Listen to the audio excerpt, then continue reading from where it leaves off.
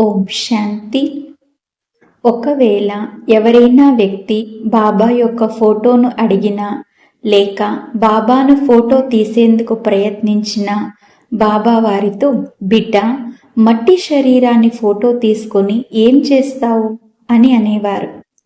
ఇదైతే వినాశనమయ్యేదే ఉంది. ఇది తమోగుణి శరీరము. పుష్పము వంటి శరీరమైతే సత్యయుగంలో ఉంటుంది. అయితే అక్కడైతే మీరు ఫోటో తీసుకోరు. ఈ కలియుగి శరీరాన్ని ఫోటో తీసుకోవడానికి ధనాన్ని ఖర్చు చేయటంలో ఏం లాభం ఉంది?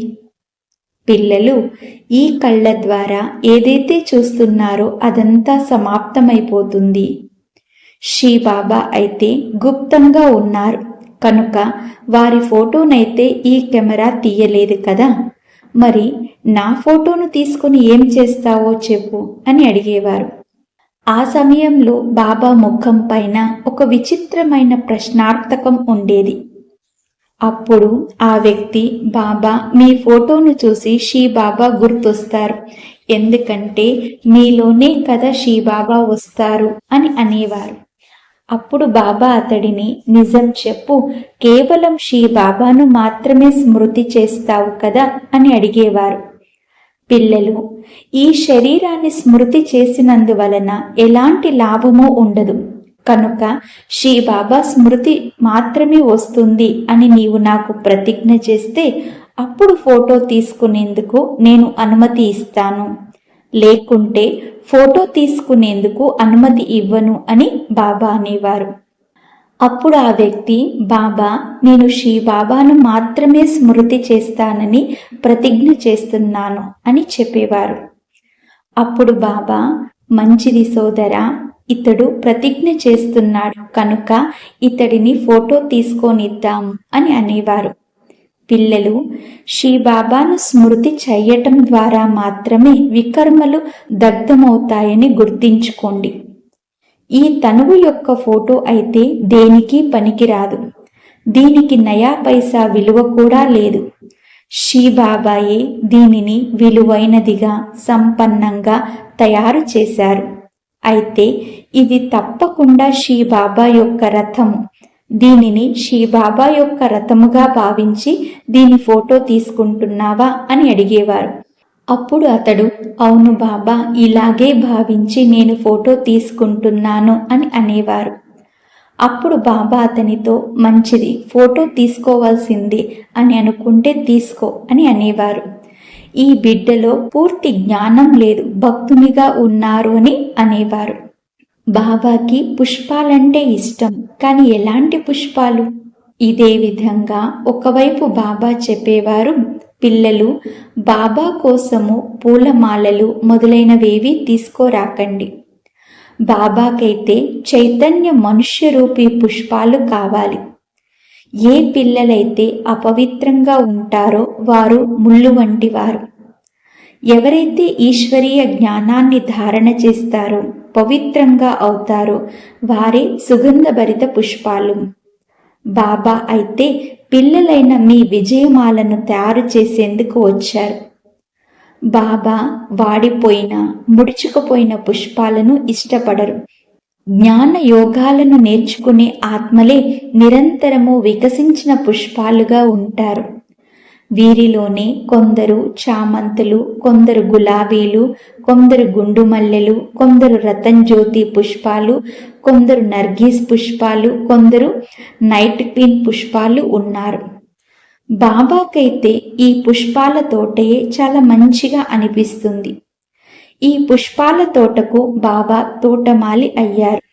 ఎందుకంటే బాబా వీరిని తయారు చేసి శ్రీ బాబా ముందు హాజరుపరుస్తారు.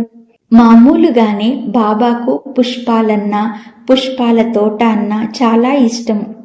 మధువనంలో ప్రతిరోజు ఎవరైనా పిల్లలు గాని, తోటమాలి గాని బాబా వద్దకు కొన్ని పుష్పాలు తీసుకొని వచ్చేవారు. బాబా వాటిని చాలా ఇష్టపడేవారు మరియు ఆ పుష్పాలను అనేక మంది పిల్లలకి బహుమతిగా ఇచ్చేవారు. ప్రతి ఒక్కరికి పుష్పాలనిస్తూ ఇలా చెప్పేవారు, పిల్లలు, ఈ పుష్పాలు ఎంత సుగంధభరితంగా, సుందరంగా ఉన్నాయో చూడండి. మీరు కూడా బాబాకు ఇంత ప్రియమనిపిస్తారు. మీ వంటి పుష్పాలను ఈ సృష్టి రూపీ పూల తోటలు పెంచేందుకే బాబా వచ్చారు. ఈ ప్రపంచము ఏదైతే ముళ్ళ అడవిగా అయిపోయిందో ఇప్పుడు దానిని పుష్పాల తోటగా తయారు చేయాలి. ఈ విధంగా బాబా పుష్పాలపై వ్యర్థంగా ఖర్చు చేయవద్దని కూడా చెప్పేవారు. మరియు దానికి భిన్నమైన అర్థంలో వాటిని సేవ చేసే సాధనంగా కూడా తయారు చేసుకునేవారు. బాబా యొక్క ఈ 2 విషయాలు అద్భుతమైనవి కదా. ఇందులో ఉన్నతమైన అర్థం కూడా ఉంది మరియు బ్యాలెన్స్ కూడా ఉంది. ఇందులో సేవ కూడా ఉంది, నిరాడంబరత కూడా ఉంది మరియు ప్రేమ కూడా ఉంది.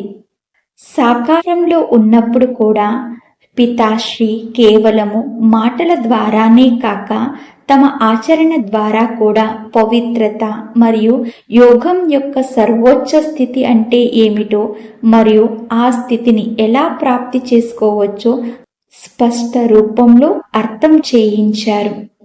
పితాశ్రీ స్వయంగా జ్ఞానము, పవిత్రత మరియు యోగం యొక్క సాక్షాత్ చైతన్యమూర్తిగా ఉండేవారు.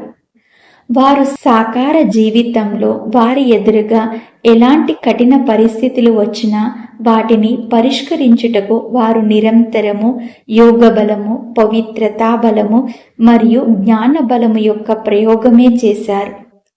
వారు ఎప్పుడూ దేహాభిమానంతో కూడిన పద్ధతులకు మహత్వం ఇవ్వలేదు.